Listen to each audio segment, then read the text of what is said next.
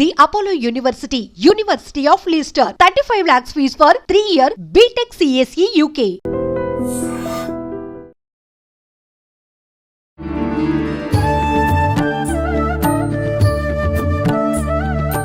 నమస్కారం, welcome to I dream. ధర్మ మార్గం విత్ విజిత కార్యక్రమానికి స్వాగతం. ప్రస్తుతం మనతో పాటు ఉన్నారు ప్రముఖ జ్యోతిష్య వాస్తు పండితులు, లలిత ఉపాసకులు శ్రీ శ్రీ శ్రీ నానాజీ పట్నాయక్ గారు. ఇప్పుడు వారితో మాట్లాడి మరిన్ని విషయాలు తెలుసుకుందాం. నమస్కారం అండి. శ్రీమాత్రే నమః. గురుగారు, మనం నక్షత్రాలకు సంబంధించిన టాపిక్లో మాట్లాడుకున్నప్పుడు మీరు ఆఖరణ ఒక విషయం అన్నారు. అంటే ఇదంతా నమ్మిన వాళ్లకు అంత ఇబ్బంది ఏం జరగదు అని చెప్పి ఒక చిన్న మాట అనడం జరిగింది. అంటే అసలు ఆ పరిపూర్ణమైన నమ్మకం అనేది ఎలా కలుగుతుంది భగవంతుడి పైన? అంటే భగవంతుడి పైన నమ్మకం ఉంటే మనకి ఇంత జరగాల్సింది ఉంటే ఇంతటితో పోతుంది అని చెప్పి చాలా సందర్భాల్లో మాట్లాడుకున్నాం మనం. ఈ టాపిక్లో ఒకటే అని కాదు. ఎలా కలుగుతుంది అంత నమ్మకం భగవంతుడి పైన? అంటే లైఫ్లో ఏదో ఒక సిచ్యువేషన్, ఏదైనా ఇన్సిడెంట్ జరిగి నమ్మకం కుదిరితే తప్పితే ఎవరెంత చెప్పినా అది వాస్తవమైన మస్తు చెప్తారులే అనిపిస్తుంది కదా. అసలు ఎలా కలుగుతుంది అంటారు? ఒక్కొక్కరికి ఒక్కో అనుభవం ద్వారా కలుగుతుందమ్మా. అంటే ఎలా అంటే ఇప్పుడు చూడండి, మనకు కొన్ని లైఫ్లో కొన్ని జరిగినప్పుడు, ఇప్పుడు ఎగ్జాంపుల్ హెల్త్ ఇష్యూ వచ్చింది అనుకుందాం. మనం ఏం చేస్తాం, పలానా ట్యాబ్లెట్ వేసుకోగానే మనకు తగ్గుతుంది. అరే అది వేసుకోగానే తగ్గింది కాబట్టి తగ్గుతుందని మన మైండ్లో ఫిక్స్ అయింది. అలాగే ఇంతకాలం మన సనాతన ధర్మం నిలబడి ఉంది అంటే కారణం, మనకి ఏదైనా ఒక సమస్య వచ్చినప్పుడు భగవంతుణ్ణి మనస్ఫూర్తిగా కోరగానే ఆ సమస్య నుంచి ఎంతో కొంత బయటపడుతున్నాడు. అలాగ ప్రతి వ్యక్తి యొక్క జీవితంలో ఖచ్చితంగా అటువంటివి చూశాడు ఏదో ఒక సమయంలో, ఏదో ఒక టైంలో. అది కొంతమందికి 1-2 సార్లు జరిగితే, మరి కొంతమందికి కొన్ని హండ్రెడ్స్ ఆఫ్ టైమ్స్ జరిగి ఉంటుంది. నేను ఒక యంగ్ ఏజ్లో అంటే 20, 18, 16 ఆ ఏజ్లో ఉన్నప్పుడు నేను ఎక్కువగా బిర్లా మందిర్ వెంకటేశ్వర స్వామిని నమ్మేవాడిని ఎక్కువగా. అంటే ఇప్పుడు నమ్మకం లేదని కాదు ఉద్దేశం, ఏంటో నాకు కనెక్టివిటీ అలా అయిపోయింది. మా ఇంట్లో మా కులదైవం కూడా వెంకటేశ్వర స్వామి, మా ఇంటి దైవం కూడా. అంటే అందరి దేవతలు ఒకటే అని ఫీల్ అవుతాను. నేను ఇప్పుడు అమ్మవారి లలిత అమ్మవారిని పూజిస్తున్నా, ఏదైనా కానీ ఏ అమ్మవారిని పూజించినా కూడా అప్పుడు ఏంటంటే నాకు ఒక ఏదో తెలియని ఒక లింక్. అంటే అలాగా ఈ పని అయిపోతే అయిపోవాలి స్వామి, అయిపోలే చూడు స్వామి అని అనుకునేవాడిని మనసులో. ఆ పని అయిపోయేది. ఆనందంతో పొద్దున్నే 6 o'clock వెళ్ళిపోయేవాడిని బిర్లా టెంపుల్కి. వెళ్ళిపోతే మీరు గమనించండి, ఎప్పుడైనా 6-6:30 టైంలో వెళ్ళి చూడండి, ఒక 10 మంది ఉంటారండి అంత టెంపుల్ మొత్తం కలిపితే. ఎక్కువ మంది ఉండరు, కానీ ప్రశాంతంగా ఎంత బాగుంటుందంటే, అది పాలరాతితో చేసింది కదా, చాలా ప్రశాంతంగా ఉంటుంది. అక్కడికి వెళ్ళి ఒక అరగంట సేపు, గంట సేపు స్పెండ్ చేసి వస్తే ఎంతో హాయిగా ఉండేది. అలా నాకు ఒక 15-18 ఏళ్ళ వయసు నుంచి అలా బిల్డప్ అయినటువంటిది. అలా ప్రతి వ్యక్తి జీవితంలో కూడా ఒక టైం, అంటే నాకు ఇలా జరిగితే బాగుంది అనుకున్నప్పుడల్లా వెళ్తూ ఉంటుంది. కొంతమంది అది కొన్ని అడిగినప్పుడు వాళ్ళకి జరగనప్పుడు లేదేమో, ఏంటి భగవంతుడు నాకు చేయట్లేదని కొంతమంది నెగిటివ్గా వెళ్ళిపోతారు. కొంతమంది దాన్ని పూర్తిగా అర్థం చేసుకొని, లేదు నాకు యోగం లేదు అందుకే నాకు భగవంతుడు ఇవ్వలేదు, ఇది నాకు కరెక్ట్ కాదేమో అందుకు నాకు ఇవ్వలేదు అనేటువంటి దీంట్లో వాళ్ళు ఫీల్ అవుతారు. అయితే ఇక్కడ ఎప్పుడూ కూడా మనకు పరిపూర్ణమైన నమ్మకం కలగాలి భగవంతుడి మీద అంటే, ముందు మనం భగవత్ సంబంధించినవన్నీ వినాలి. ఒక మహాభారతం, ఒక రామాయణం, ఒక భగవద్గీత, ఇతిహాసాలు, పురాణాలు అన్నీ మనం చదివితే వింటే అప్పుడు ఏమవుద్దంటే, ఫస్ట్ మనకి మైండ్లో ఒక ఫీల్ వస్తుంది. వచ్చినప్పుడు మీరు చేసే పూజ కూడా ఎలా చేస్తారంటే, అప్పుడు కూర్చునేటప్పుడు ఇప్పుడు చూడండి, మనం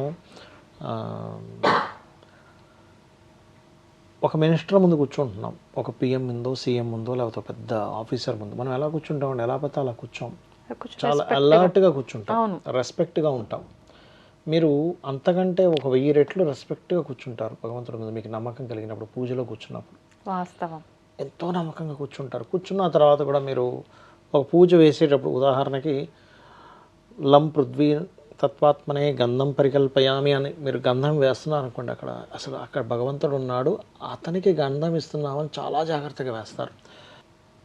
పుష్పం సమర్పిస్తున్నాను అనుకోండి, ఎంతో జాగ్రత్తగా పుష్పం నిజంగానే అక్కడ అమ్మవారు ఉంటే ఆ పుష్పం తీసుకుంటుందనే భావంతో వేస్తారు, అంతగా ఇలా విసిరేరు. ఒక మనిషి ఎదురుగా కూర్చొని మీకు మినిస్టర్ మీ ఇంటికి వచ్చారు, అప్పుడు ఎంత జాగ్రత్తగా ఇస్తారు, కాకపోతే తీసుకోండి అని. అంటే అక్కడ వ్యక్తి ఉన్నాడనే భావంతో ఇస్తాం కదా. అలా చేయడం జరుగుతుంది, మనం పూజ చేయడం. అలా చేసే విషయంలో ఇక్కడ ఏంటంటే, ఇంకా మన మైండ్ ఎటు పోదండి. ఎందుకు చెప్తున్నాను ఈ మాట అంటే, ఎందుకు అంత జాగ్రత్తగా చేయాలంటే, ఇప్పుడు మీరు ఉన్నారు, మీ ఏరియా ఎమ్మెల్యేనో ఎంపీనో మీ ఇంటికి ఇన్వైట్ చేశారు, వెంటనే రావాలని రూల్ లేదు. లేదు.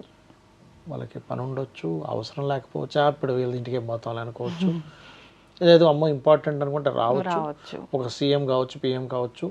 ఇప్పుడు మోడీ గారిని సడన్గా మా ఇంటికి రానంటే రారు, ఆయనకు బోల్డని పనులు ఉంటాయి.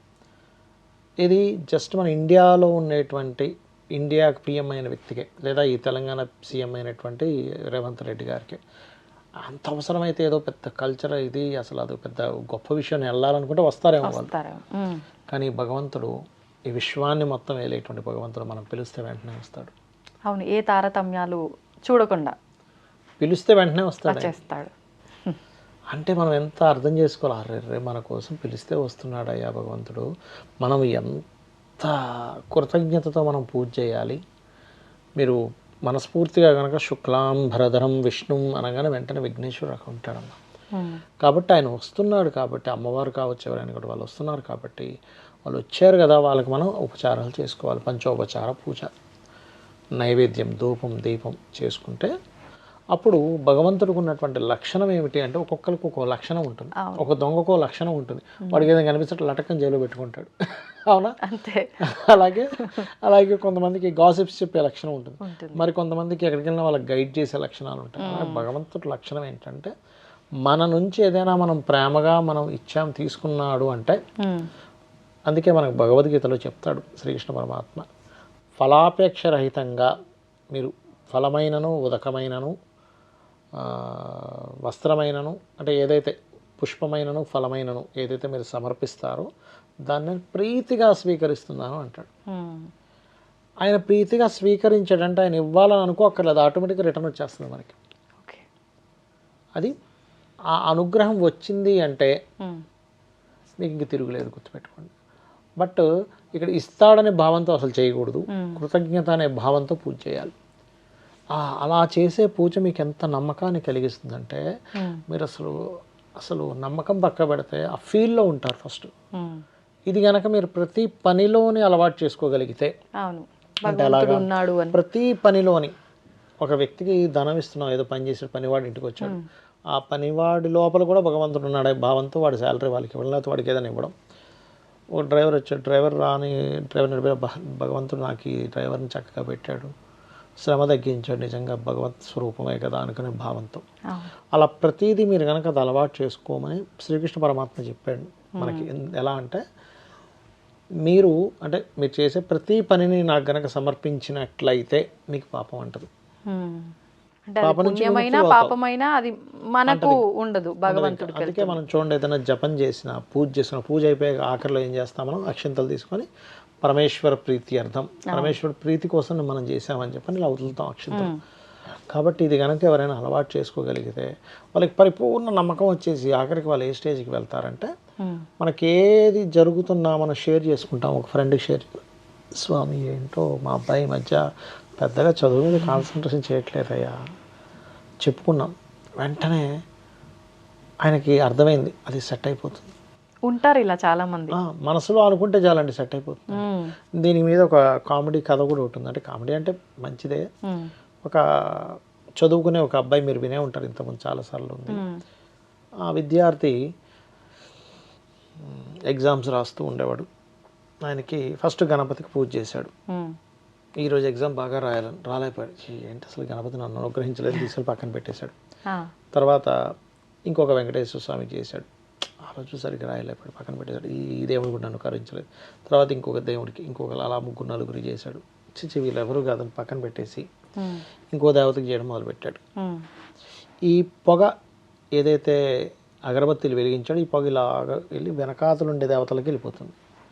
వెంటనే బట్ట తీసుకొచ్చి ఆ దేవతల ఫోటోలు కన్నిటికి కట్టేశాడు. మీరు మాత్రం అనుగ్రహించారు, నా పొగ నేను చేసే ధూపం మాత్రం మీకు కావాలా అని. వెంటనే ప్రత్యక్షం అయ్యాడు శివుడు. అరే ఆగరా, ఎందుకు ఇలా చేస్తున్నాను? అరే నేను ధూపదీపాలు ఇచ్చి చెప్పినప్పుడు నువ్వు ప్రత్యక్షం వల్ల ఇప్పుడు ఎలా ప్రత్యక్షం అయ్యాడు? ఇప్పుడు నువ్వు నమ్మావురా మాకు వెళ్తుందని, మేము పీల్చుకుంటున్నావు, నువ్వు నమ్మేసా ప్రత్యక్షం అయ్యాను. నమ్మకమే జీవితం, అందుకు ప్రత్యక్షం అయ్యామన్నాడు. అలా ఏంటంటే మనం నమ్మకంతో చేస్తే అది ఖచ్చితంగా పనిచేస్తుంది. అందుకే శ్రీకృష్ణ పరమాత్మ చాలా స్పష్టంగా 4 విధములైనటువంటి పుణ్యాత్ములను ఆశ్రయిస్తున్నారు. ఆర్తులు, జిజ్ఞాసులు, అర్ధకాములు, జ్ఞానులు. ఆర్తితో, జిజ్ఞాసతో, అర్థము కాము, నాకు డబ్బులు కావాలి, ఇది కోరిక తీరాలి, దానికోసం చేసేవాళ్ళు ఉంటారు తెలుసు ఆయనకి. వారిని ఆయా విధములుగా నేను అనుగ్రహిస్తున్నా అన్నాడు. ఇప్పుడు తల్లి అందరికీ తెల్లే. అవును. వీడు నల్లగా ఉన్నాడని నా పిల్లడు కాదన్నదు, వీడు పొట్టిగా ఉన్నాడని నా పిల్లడు కాదన్నదు, వీడు చేయి బాగాలేదని పిల్లడు కాదన్నదు. అలాగే భగవంతుడు అందరినీ చూసుకుంటున్నాడు. కాకపోతే ఎవరైతే జ్ఞానంతో పూజిస్తున్నాడో ఆ జీవుడు మాత్రం అతన్ని పొందుతున్నాడు. ఓకే. అది ప్రతి ఒక్కరు దృష్టిలో పెట్టుకోవాల్సిన విషయం, భగవంతుడిని నమ్మితే ఖచ్చితంగా దాని ఏదైనా తగ్గట్టుగా జరుగుతుంది. ఉన్నాడు భగవంతుడు. ఉన్నాడు. అయితే ఇక్కడ మనం పిల్లలకు కూడా మనం ఒక రాంగ్ ఇది చెప్తున్నాం. అన్నీ ఇచ్చేస్తాడు భగవంతుడు. అసలు అలా చెప్పకూడదు. నీకు అన్నీ ఇచ్చేది ఆయనే, కానీ నువ్వు దేనికి అర్హుడు అయితే అది మాత్రం ఖచ్చితంగా ఇస్తాడని చెప్పాలి. అవును. లేదంటే తెలియకుండానే మనం వాళ్ళని ఒక రకంగా రాంగ్ రూట్లో తీసుకెళ్ళినట్టు అవుతుంది. కరెక్ట్ అండి. ధన్యవాదాలండి. శ్రీమాత్రే నమః. దీన్ని తవ్వండి, తవ్వుతూనే శివలింగం. సరే దాన్ని అట్లా కప్పేసేయండి, చూపించదండి. Krishna is there. మూర్తి పూజ కాదు, సాక్షాత్ బ్రజేంద్ర నందన భగవాన్ ఉన్నారు మూర్తిలో. ఏమీ ఆశించకుండా ఆరాధించే వాళ్ళు కూడా ఉన్నారా ప్రభుజీ? నిజమైన భక్తి అంటే మనకు తెలియదు కాబట్టి